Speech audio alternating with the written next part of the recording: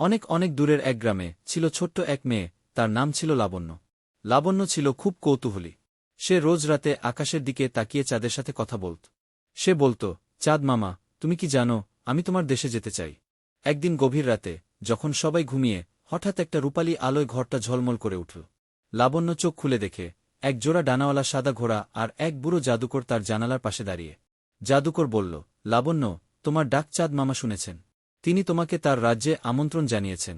লাবণ্য ডানাওয়ালা ঘোড়ায় চড়ে পাড়ি দিল আকাশপথে। অনেক তারা, ধূমকেতু পেরিয়ে তারা পৌঁছাল এক সোনার প্রাসাদে, চাঁদের রাজ্য।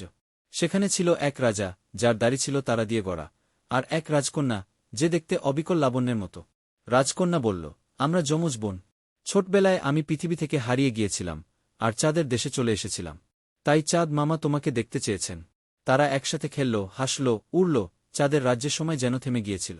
শেষে চাঁদের রাজা বললেন, তুমি চাইলে এখানেই থাকতে পারো।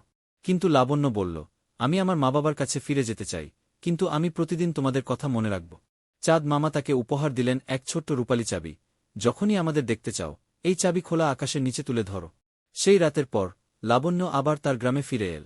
কিন্তু মাঝে মাঝেই সে রাতে আকাশের দিকে তাকিয়ে সেই চাবি তুলে ধরে, আর তখন আকাশে এক হালকা হাসি জিকিয়ে ওঠে, যেন চাঁদের রাজ্য থেকে কেউ তাকিয়ে আছে।